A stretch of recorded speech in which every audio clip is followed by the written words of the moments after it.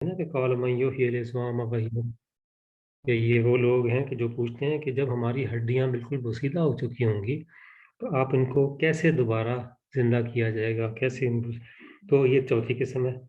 اور آخری قسم وہ ہے کہ جو زبان سے مانتے ہیں، دل سے بھی مانتے ہیں، لیکن ان کے دلوں کے اندر نفاق ہے، وہ مشکل میں ہے، وہ ان کا عمل اس بات کا انکار کرتا ہے کہ بظاہر تو وہ کہتے ہیں کہ آخرت آئے گی، ایک دن قیامت کا دن آئے گا جس دن حساب بھی ہوگا، لیکن ان کے عمل اس چیز کی تکذیب کرتا ہے، وہ جھٹلاتے ہیں اس بات کو، ان کا عمل اس کے خلاف ہے۔ تو ایسے شخص کے بارے میں یہ سب سے زیادہ فٹ ہوتی ہیں یہ آیات، کہ جو شخص ویسے تو آخرت کو مانتے ہیں لیکن ان کا عمل یہ بتا رہا ہے کہ کیا کیا ان کے عمل میں باتیں نظر آ رہی ہیں کہ تو وہی شخص ہے کہ جو مسکین یتیم کو دھکے دیتا ہے۔ تو یتیم کو دھکے دینے، یتیم کے ساتھ سلوک کرنے کے بارے میں قرآن میں بہت سی جگہوں پہ وعید آئی ہے، بہت سخت آیات آئی ہیں، بہت سخت احکامات آئے ہیں اور توجہات دلائی گئی ہیں۔ سورہ نساء میں ہے آیت ان الذین یاکلون اموال الیتامی ظلما انما یاکلون فی بطونہم نارا، کہ جو لوگ یتیم کو نیک سلوک کرنا تو دور کی بات ہے، جو یتیم کے مال کھا جاتے ہیں در حقیقت وہ اپنے پیٹ میں آگ بھرتے ہیں۔ یعنی یتیم کے حقوق اس قدر سخت حقوق کی وہی ان کے بارے میں وعید کی گئی کہ جو یتیم کے مال کھاتے ہیں تو وہ اصل میں اپنے پیٹ میں آگ بھرتے ہیں۔ اور وَيَصْلَوْنَ فَسَيَصْلَوْنَ سَعِيرًا، یہ جہنم کی بھڑکتی ہوئی آگ میں پھینکے جائیں گے۔ ایک اور حدیث ہے، حضور صلی اللہ علیہ وسلم نے کہا، اس بات کی تلقین کی کہ یتیم کے ساتھ نیک سلوک کرنے کی ترغیب دلاتے ہوئے کہا کہ قیامت والے دن میں اور یتیم کے ساتھ نیک سلوک کرنے والا، یتیم کی کفالت کرنے والا، دو انگلیوں کا اشارہ کیا کہ قیامت والے دن میں اور وہ شخص یوں ہوں گے، دونوں اکٹھے ہوں گے جنت میں، کہ جو لوگ یہ والا نیک عمل کرتا ہے کہ یتیم کے ساتھ اچھا سلوک کرتا ہے۔ ایک اور حدیث ہے کہ جس نے کسی یتیم کے سر پہ اللہ کی رضا کے لیے ہاتھ رکھا، اس کے لیے ہر بال کے بدلے نیکیاں ہوں گی کہ جس کے اوپر سے اس کا ہاتھ گزرا، یعنی یتیم اس جگہ پر جتنے اس کے بال ہوں گے، یعنی بہت زیادہ اجر کی بات کی گئی کہ یتیم کی کفالت کرنے والا، یتیم کے ساتھ نیک سلوک کرنے والے کے بہت زیادہ اجر کی بات کی گئی۔ سورہ الاسراء میں ہے وَلَا تَقْرَبُوا مَالَ الْيَتِيمِ إِلَّا بِالَّتِي هِيَ أَحْسَنُ، اور یتیم کے مال کے قریب بھی نہ جاؤ بجز اس کے کہ اس طریقے کے جو بہت ہی بہتر ہو، یعنی یتیم کے مال غصب کرنے سے روکا گیا، اور یہ بتایا گیا کہ اس قدر سخت انداز میں روکا گیا کہ اس کے قریب بھی نہ پھٹکو، یعنی اس کو ہضم کرنے کی، اس کو لوٹنے کی کوشش نہ کرو۔ ایک شخص نے اللہ کے رسول صلی اللہ علیہ وسلم سے شکایت کی، اے اللہ کے رسول صلی اللہ علیہ وسلم، میرا دل بہت سخت ہے۔ تو یہ اب دوسری بات آ گئی کہ مسکین کو کھانا کھلانے کی بات ہے کہ یتیم کے ساتھ نیک سلوک کیا جائے، اور ساتھ لوگوں کو کھانا کھلانے کی رغبت دلائی گئی کہ جو دوسروں کو کھانا کھلاتا ہے، غریب کو کھانا کھلانا بھی بہت نیکی کا کام ہے، اور جو ایسا نہیں کرتا تو در حقیقت اس کی وجہ کیا ہے کہ وہ روز جزا کو جھٹلا رہا ہے۔ تو ایک شخص نے حضور صلی اللہ علیہ وسلم سے شکایت کی کہ اے اللہ کے رسول صلی اللہ علیہ وسلم، میرا دل بہت سخت ہے۔ تو حضور صلی اللہ علیہ وسلم نے فرمایا اگر تم چاہتے ہو کہ تمہارا دل نرم ہو جائے تو مسکین کو کھانا کھلاؤ اور یتیم کے سر پہ ہاتھ پھیرو، یعنی اپنے دل کی نرمی کی بات کی گئی، دل کے سکون کی بات کی گئی۔ اگر اس کی ضرورت ہے، کوئی شخص کو شکایت ہے، تو اس کا اچھا طریقہ یہ ہے اللہ تعالیٰ کے قرب کا کہ یتیم کے ساتھ نیک سلوک کرے اور مسکین کو کھانا کھلائے۔ ایک شخص نے حضور صلی اللہ علیہ وسلم سے سوال کیا کہ اللہ کے رسول صلی اللہ علیہ وسلم، سب سے افضل اسلام میں سب سے افضل کیا ہے؟ آپ صلی اللہ علیہ وسلم نے فرمایا تطعم الطعام وتقرأ السلام علی من عرفت ومن لم تعرف، کھانا کھلائیں اس شخص کے لیے، کھانا کھلانا، مسلم کو کھانا کھلانا، ہر شخص کو سلام کرنا کہ چاہے آپ اس کو جانتے بھی ہو کہ نہیں، یعنی اسلام میں بہت نیک عمل، بہت افضل عمل بھی بتایا گیا کہ جو آپ ہر شخص کو نیکی کریں، چاہے اس کو جانتے ہیں کہ نہیں جانتے، اس کو کھانا کھلائیں اور اس کو سلام کریں۔ اب یہاں پر صرف کھانا کھلانے کی بات کی گئی تو مقصد یہ صرف اتنا نہیں ہے کہ کھانا ہی کھلائیں، مسکین کی ضرورت مند کی ساری ضروریات کا خیال رکھنا اس میں شامل ہے. اس کے بچوں کی فیس دینا، اس کے کپڑے کی، اس کے علاج کی، اس سے ہر طرح کی ضرورتیں پوری کرنا اس میں شامل ہے. حضور صلی اللہ علیہ وسلم نے فرمایا بیوہ اور مسکین کی مدد کے لیے دوڑ دھوپ کرنے والا ایسا ہے کہ جیسا جہاد فی سبیل اللہ میں دوڑ دھوپ کرنے والا. اب اسی اندازہ کیجئے کہ جہاد اس وقت سب سے مشکل عمل ہے کہ جس کے اجر کے بارے میں کیا کیا کہا گیا کہ قیامت والے دن مومن کی مجاہد کی شہید ہونے والے کی آرزو کیا ہوگی کہ میں دنیا میں پھر جاؤں اور پھر اللہ کے راستے میں مارا جاؤں. تو بتایا گیا کہ جو بیوہ اور مسکین کی مدد کرنے والا ہے، ان کی مدد کے لیے دوڑ دھوپ کرنے والا ہے، اس کا اجر بھی بالکل ایسے ہے کہ جیسے جہاد کرنے والا. سورہ دہر میں ہے وَيُطْعِمُ الطَّعَامَ عَلَى حُبِّهِ مِسْكِينًا وَيَتِيمًا وَأَسِيرًا إِنَّمَا نُطْعِمُ لِوَجْهِ اللَّهِ لَا نُرِيدُ مِنْكُمْ جَزَاءً وَلَا شُكُورًا. اللہ کی محبت میں مسکین اور یتیم اور قیدی کو کھانا کھلاتے ہیں. نیک لوگوں کی بات کی گئی، اللہ کے مقرب بندوں کی. تو اور کیوں کھلا رہے ہیں؟ کہتے ہیں کہ ہم اللہ کی خاطر کھلا رہے ہیں، ہم تم سے کوئی اجر نہیں چاہتے، بدلہ نہیں چاہتے، نہ شکریہ چاہتے ہیں. تو یہاں بھی بتایا گا کہ نیک لوگوں کی بات کیا ہے کہ وہ لوگ اللہ کے راستے میں، اللہ کی محبت میں لوگوں کے ساتھ نیک سلوک کرتے ہیں، اور نیک سلوک کرنے میں یتیم اور مسکین کا بہت زیادہ ذکر ہے. کلا بل تکرمون الیتیم، سورہ الفجر میں ہے بلا تحاضون علی طعام المسکین، ہرگز نہیں بلکہ تم یتیم سے عزت کا سلوک نہیں کرتے اور مسکین کو کھانا کھلانے پر ایک دوسرے کو نہیں اکساتے. تو عزیز ساتھیوں، یتیم کو اور مسکین کے ساتھ نیک سلوک کرنے کے اگر ہم ڈھونڈتے رہیں تو قرآن میں متعدد مقامات پر اس کا ذکر ہے. یہ ہمارے لیے ہے کہ ہم اس سے کتنا سبق لیتے ہیں اور اس کو اپنی زندگی میں کیسے شامل کرتے ہیں. حضرت انس بن مالک رضی اللہ تعالیٰ عنہ سے روایت ہے کہ حضور صلی اللہ علیہ وسلم نے فرمایا اپنے مال کی زکوٰۃ نکالو کہ وہ پاک کرنے والی ہے، تجھے پاک کر دے گی، اور رشتہ داروں سے اچھا سلوک کرو اور مسکین اور پڑوسی اور سائل کا حق پہچانو. اس کے بعد یہ جو ذکر کیا گیا کہ منافقین کی، جو آخرت پہ ایمان نہ رکھنے والے، ان کی جو اگلی نشانی ہے وہ کیا ہے کہ وہ ایسے نمازی ہیں جو اپنی نمازوں سے غافل ہیں. عزیز ساتھیوں، یہاں پہ نماز نہ پڑھنے کا ذکر نہیں کیا گیا. سوچئے ہم سب اس میں شامل ہو سکتے ہیں کہ جو لوگ آخرت پہ اللہ پہ ایمان رکھتے ہیں، مسلمان ہیں اور نماز پڑھتے ہیں، ایسے نمازیوں کا ذکر کیا گیا کہ جو نماز پڑھتے ہیں لیکن اپنی نمازوں سے غافل ہیں. اور نمازوں سے غافل ہونے میں 3-4 چیزیں شامل ہیں کہ کیا کیا شکلیں ہیں اس کی. پہلی بات کیا ہے کہ نماز پڑھتے تو ہیں لیکن بے قاعدگی سے پڑھتے ہیں، اپنی مرضی، جب مرضی پڑھ لیا. کوئی جمعے کا نمازی ہے، کوئی عید کا نمازی ہے، کوئی دن میں ایک نماز پڑھتا ہے. لیکن نماز کے بارے میں کہا گیا کہ وہ بے قاعدہ نہیں بلکہ باقاعدہ ہو کر اللہ تعالیٰ کی بارگاہ میں جا کے اپنی حاضری لگانا. اللہ کی مرضی سے جو نماز پڑھتا ہے، اصل نماز وہ مطلوب ہے، نہ کہ اپنی مرضی سے نماز پڑھنا. نمازوں سے غفلت برتنے میں دوسری بات کیا ہے کہ نماز بہت دیر سے پڑھتے ہیں. نماز جو کتاب موقوتہ، ایک مقررہ وقت پر پڑھنا، ادا کرنا فرض ہے. تو ان الصلاۃ علی المؤمنین کتاب موقوتہ، تو وہ جو دیر سے نماز پڑھتا ہے وہ بھی نمازوں سے غفلت کے ہی ضمن میں آتا ہے. اس لیے نماز کو بر وقت ادا کرنا چاہیے.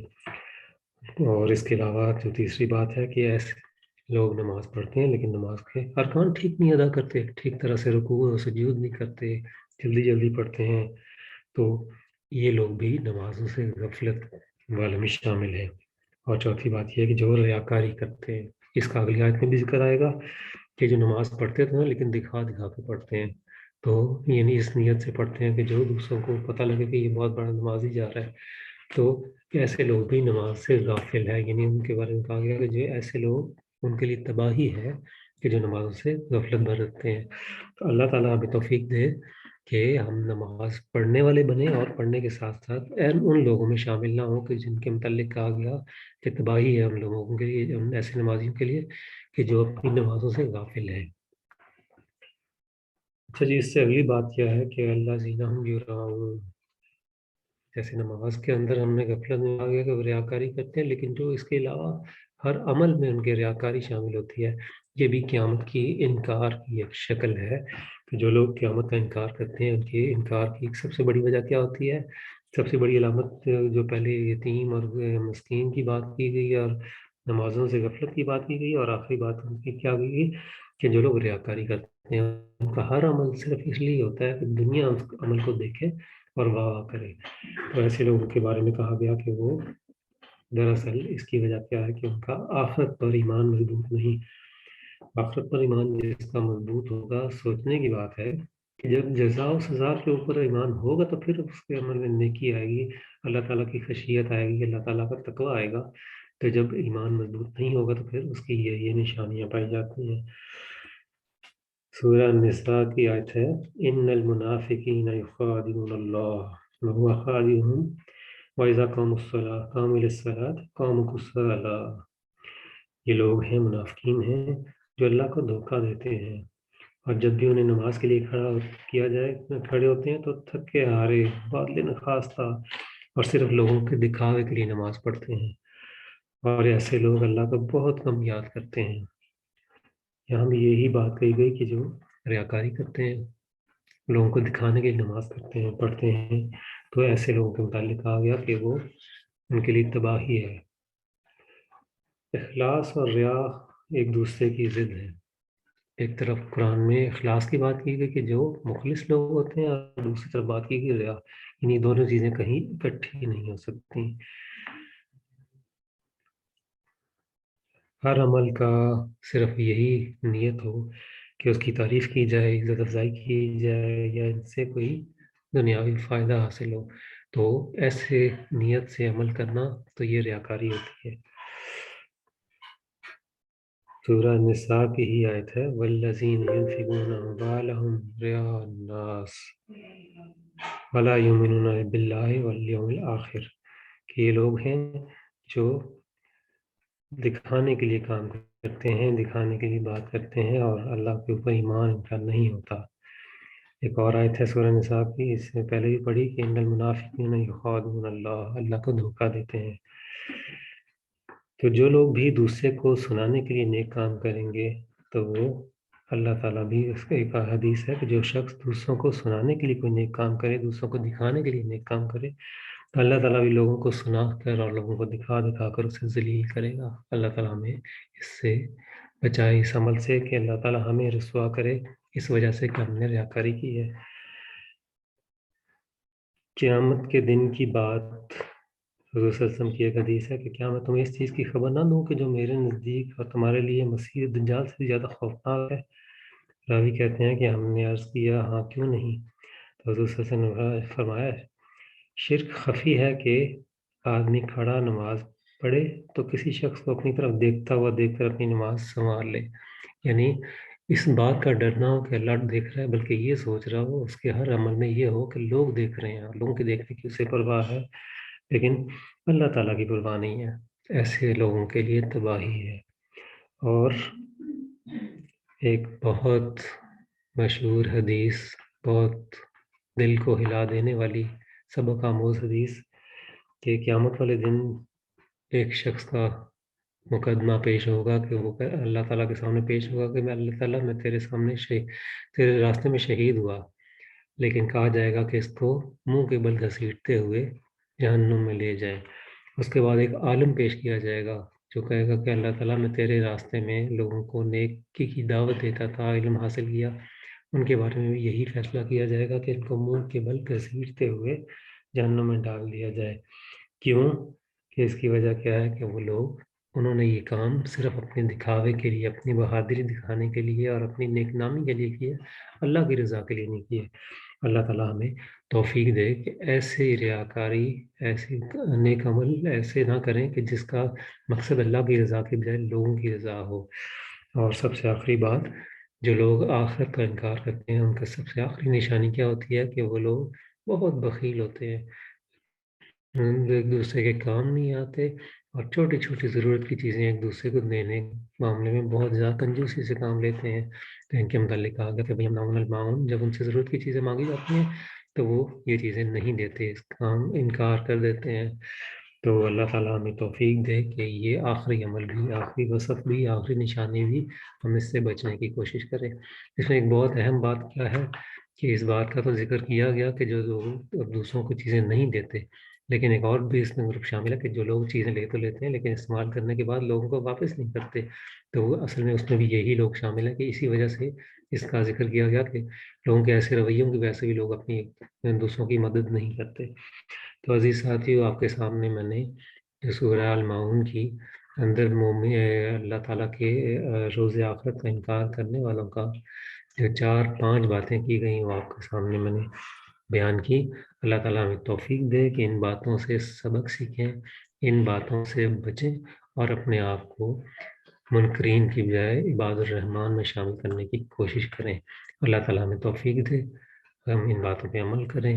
وآخر دعوانا ان الحمد للہ رب العالمین۔ جزاک اللہ خیر جی، اللہ تعالیٰ آپ کو بہترین اجر عطا فرمائے۔ اشرف بھائی ماشاء اللہ بہت اچھے طریقے سے آپ نے اپنا درس پیش کیا۔ علی گیلانی بھائی آپ کچھ ایڈوائز کرنا چاہیں؟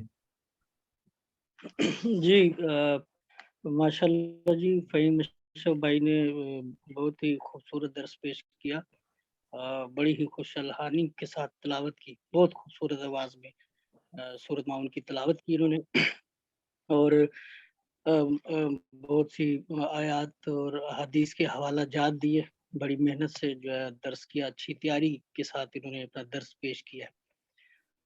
کچھ چیزیں جو توجہ طلب بھی ہیں تاکہ ان کا جو درس جو ہے وہ اور بہترین ہو جائے اور ایک بہترین مدرسین کی صف میں ان کی شمولیت ہو جائے۔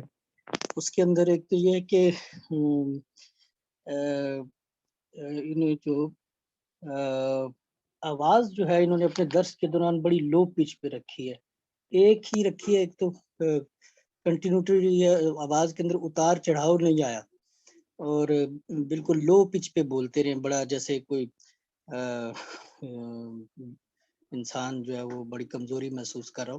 تو اگر یہ اپنے آواز کا اتار چڑھاؤ بھی ساتھ رہیں گے، ظاہر ہے نا کہ جو شرکا ہیں درس کے، ان کو ان کے دلوں کی تاروں کو ہلانا ہے، ان کو جذبات ان کے اندر پیدا کرنے ہیں، ان کے اندر عمل کا دائیہ پیدا کرنا ہے، تو یہ اپنی آواز کے اتار چڑھاؤ کے ساتھ جو ہے اس چیز سے بدل لیں گے۔ تو اس چیز پہ تھوڑا سا توجہ دیں گے کہ اپنی آواز کو ایک پچ پہ نہ رکھیں۔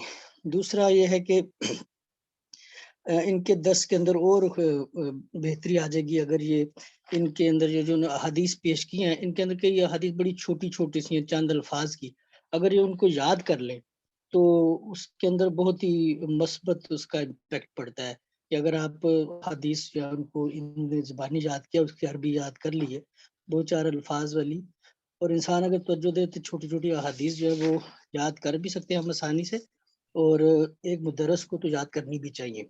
مطلب یہ ایک ہے کہ، اور اسی طرح سے انہیں وقت نکال کے کچھ آیات جو ہے ان کا بھی حفظ کرنا شروع کریں۔ ایک بہترین مدرس وہ ہوتا ہے جو آیات بھی کچھ زبانی بھی سنائے، کچھ احادیث بھی زبانی سنائے، تو اس کا ایک اور مثبت امپیکٹ پڑتا ہے۔ اسی طرح انہیں اگر یہ اپنے درس کے اندر کچھ صحابہ کی زندگی سے واقعات بھی پیش کریں، احادیث تو انہوں نے پیش کی ہے، لیکن یہ جو آج کا ان کا درس تھا، صورت وہ بڑی جامع صورت تھی، یعنی اس کے اندر یتامہ کا تذکرہ آ گیا، کھانا کھلانے کا تذکرہ آ گیا، نماز کا تذکرہ آ گیا، ریاکاری کا تذکرہ آ گیا، ضرورت کی چیزیں دینے کا تذکرہ، تو اس حوالے سے تو کافی واقعات مل سکتے ہیں۔ تو اسی حوالے سے جو ہے میں انہیں یہ ایڈوائس دوں گا کہ انہیں کچھ اپنے پاس کچھ کتابوں کا اضافہ کرنا چاہیے درس کے حوالے سے، تاکہ ان کا درس جو ہے وہ مزید مزین ہو۔ اس میں یہ کہ انہیں صحابہ کے اوپر بڑی اچھی کتب ہیں، اس کے اندر منشورات کی نقوش صحابہ ہے، اسی طرح مزید بھی کچھ صحابیات کے اوپر بڑی اچھی کتب ہیں اور بڑے اچھے واقعات اس میں سے مل سکتے ہیں۔ وہ دوسری یہ ہے کہ ظاہر ہے کہ ایک مدرس بنیں گے اور انہیں ہر گزرتے وقت کے ساتھ بہتر سے بہترین ہونا ہے، تو انہیں ایسی کتب پڑھنی چاہیے جو ان کے اندر تھوڑی سی فنی طور پہ بھی ان کی صلاحیت میں اضافہ کرے، جیسے خلیل الرحمن چشتی کی کتاب ہے قرآنی صورتوں کا نظم جلی، اس میں ہر صورت کا انہوں نے بڑا اچھا جو ہے وہ نظم بیان کرتے ہیں، اور اس سے پہلی صورت، اس سے بعد کی صورت کے ساتھ اس کا کیا لنک بنتا ہے اور ان کے کیا مضامین شامل ہوا ہے. تو یہ چیزیں جب وہ اس کتاب سے پڑھ کے بھی درس دیں گے، تیاری کریں گے نا، تو ان کا بہت ہی خوبصورتی اس کے اندر درس کے اندر آ جائے گی. تو یہ چند چیزیں ہیں، اگر یہ انہیں اپنائیں گے تو ایک یہ بہت ہی بہترین، کیونکہ ان کے اندر بڑی ماشاءاللہ جو درس پیش کیا ہے اس کے اندر ایک اچھا مدرس یہ ہیں بن گئے ہیں، اور مزید پالش ہو جائیں گے اگر یہ ان چیزوں کو ابھی پیش نظر رکھیں گے. جزاک اللہ. جزاک اللہ خیر جی علی گیلانی بھائی، اللہ تعالیٰ آپ کو جزا عطا فرمائے. ماشاءاللہ بہت جامع تبصرہ جو ہے وہ آپ نے کیا ہے. تو آپ پہلے علی گیلانی بھائی ان کے پروگرام آپ نے سنے؟ یہ پہلی دفعہ تھا یہ؟ ان کا درس تو میں نے پہلی بار سنا. یہ ایکچولی ہماری ساتھ والی یوسی میں رہائش ان کی تھی، میرے پڑوسی سمجھ لے رہ کے گئے ہیں یہ. اچھا اور بڑا عرصہ G7، میں G7-3 میں رہا ہوں اور یہ G7-2 میں رہے. اچھا لیکن ان کی صلاحیت انہوں نے کبھی اپنی یہاں پہ عیاں نہیں کی، اور یہ میرے خیال برکت ہے آپ کے اس پروگرام کی کہ فہیم اشرف بھائی جو ہے ایک مدرس بن رہے ہیں. اور یہ میرے خیال آپ یہ جو ہم نے پروگرام لانچ کیا ہے یہ اس کی ایک بلیسنگ ہے. تو جیسے ایسے لوگ بھی جو ایسے لوگ سامنے آ رہے ہیں. میری لیپ ٹاپ کی بیٹری ڈاؤن ہو گئی تھی، میں نے ریکارڈ کر لیا، آپ کو مل جائے گا. فہیم بھائی ریکارڈنگ یہ بھیج دیں گے آپ. میں ریکارڈ کر لیا، میں نے ان کو روکا نہیں کہ فہیم بھائی چلے گئے، میں نے کہا یہ اپنی بات کر لیں مکمل تو پھر آپ کو ریکارڈنگ مل جائے گی. موبائل سے ہوگی. انہوں نے اپنے ہمسایوں کا بہت سا حق ادا کیا. میں پوچھ رہا ہوں کہ پہلے آپ نے درس سنا ہے تو کیا درس سنا، لیکن میرے ہمسائے رہے ہیں، میرے ساتھ والے یوسی میرے ہیں. جی گیلانی بھائی. تو یہ میں نے بڑے فہیم بھائی امپورٹنٹ چیزیں کچھ بتائی ہیں، وہ آپ سنیں گے انشاءاللہ تو آپ کو لگے گا کہ اس کے اندر آپ کی بہت ہی مزید پالش ہو جائے گی چیزیں آپ کی. ماشاءاللہ میں نے کہا بہت بہتر آپ نے درس پیش کیا، اور میرے لیے بڑا ایک اسٹانشنگ بات تھی کہ اتنے بہترین طریقے سے آپ نے درس پیش کیا ہے. تو یہ انشاءاللہ آپ جو چیزیں پوائنٹ آؤٹ ہوئی ہیں ان کو آپ یہ بھیجیں گے ڈاکٹر صاحب کو، تو انشاءاللہ اس سے اور بہتری آئے گی انشاءاللہ آپ کی. جی آپ کو اسٹانشنگ بات کیوں تھی؟ پہلی دفعہ درس سنا ہے نا میں نے، کہتے یہ مجھے نہیں پتا تھا، کہتے یہ پہلی دفعہ سنا ہے میں نے. جی علی گیلانی بھائی، علی گیلانی بھائی جو چیزیں ہیں وہ چل جائیں آپ کو. جی یہ ایسے ہے کہ کیونکہ آپ نے پہلے تو سنا نا، اس لیے میں نے پوچھا تھا کہ پہلے سنا کہ نہیں سنا، کیونکہ اس میں تھے اپنا زون 2 میں تھے ان کا جو درس تھا، تو میں نے ان کو شفٹ کیا تھا کیونکہ دوسرا کوئی فرد نہیں تھا، تو میں نے کہا چلیں یہاں دے لیں. تو علی گیلانی بھائی اس میں جو ہے نا وہ ایک جو چیز پچھلے 3-4 نشستوں میں ان سے کہی گئی ہے، وہ بڑا اچھا تبصرہ کسی نے کہا تھا کہ آپ کی غمزدہ آواز سے اور غمزدہ چہرہ یہ 2 دفعہ اپنے محترم جو ہے نا ہمارے شاہ رفیع صاحب نے کیا تھا. اچھا غمزدہ آواز تو نہیں تھی اس دفعہ، آپ نے کہا دھیمی آواز تھی، وہ مزاجن ہوتی ہے دھیمی آواز، لیکن غمزدہ چہرہ ضرور باقی رہ گیا. غمزدہ آواز نہیں رہی، تو اس کو بھی فہیم بھائی تھوڑا سا جو ہے نا ویڈیو کی جو آپ کی سیٹنگ ہے اس وجہ سے آپ کا چہرہ زیادہ غمزدہ ہو جاتا ہے، اس کو ذرا صحیح کر لیں. اور دوسرا یہ ہے کہ وہ ایک ہمارے ایک اور مربی ہیں، وہ تبصرہ کرتے ہوئے کہنے لگے تھے یار آپ درس دے رہے ہیں، درس کے کوئی تقاضے ہوتے ہیں، یعنی کہ آپ جو ہے نا کم از کم ٹوپی آپ کے سر پہ ہو، پراپرلی آپ بیٹھے ہو. تو وہ بھی جو ہے نا وہ تھوڑا سا ایک، جیسے میں نے بھی ٹوپی پہنی ہے، اپنے گیلانی بھائی نے بھی ٹوپی پہنی، تو تھوڑی سی ایک سٹرکچر سی ہوتی ہے کہ بس یہ کہ اس کا بھی خیال کرنا پڑتا ہے. لیکن یہ کہ الحمدللہ جو سب سے اہم بات ہے نا وہ ہے کہ آپ میں پوٹینشیل بہت ہے. آپ کی جو آواز ہے اس میں جو ایک پچ ہے وہ بہت اچھی پچ ہے آپ کی. تو علی گیلانی بھائی نے کہا کہ آگے سے علی گیلانی بھائی بہت بہتر ہے، آگے سے ان کی پچ بھی بہتر تھی اور اتراؤ چڑھاؤ بھی کچھ تھا، آگے اتراؤ زیادہ سموتھ تھی. تو انشاءاللہ یہ کریں گے تو انشاءاللہ اور بہتر ہو جائیں گے انشاءاللہ. لیکن سب سے اہم بات یہ ہے کہ فہیم بھائی میں پوٹینشیل ہے، مثلا یہ کہ ایک ہوتے مثلا وہ آپ پیدا نہیں کر سکتے، اگر پوٹینشیل نہ ہونا تو پھر مشکل ہو جاتی ہے، لیکن یہ کہ یہ پوٹینشیل ہو تو اس کو پالش کیا جا سکتا ہے. تو الحمدللہ فہیم بھائی میں پوٹینشیل ہے، انشاءاللہ یہ ہمارے اسلام آباد کے بہت اچھے مدرس ہوں گے. میں چاہتا ہوں جی انشاءاللہ. بہت شکریہ جی فہیم بھائی، اللہ تعالیٰ آپ کو اجر عطا فرمائے. تو لاسٹ اگلا درس جو لاسٹ ہوگا آپ ضرور دیجیے گا تاکہ آپ کے 6 پورے ہو جائیں. تو اظہر کمال بھائی. السلام علیکم. جی السلام علیکم. جی کیسے ہیں آپ؟ خیریت سے ہیں آپ؟ اللہ کا شکر الحمدللہ. آپ سنائیں جی کیسے آپ؟ دعائیں آپ کے. آپ تھوڑا سا مجھے ٹائم دیں گے, میں آپ کی جو ہے وہ چیک کر لوں اپنی جو ہے وہ سیٹنگ وغیرہ. تو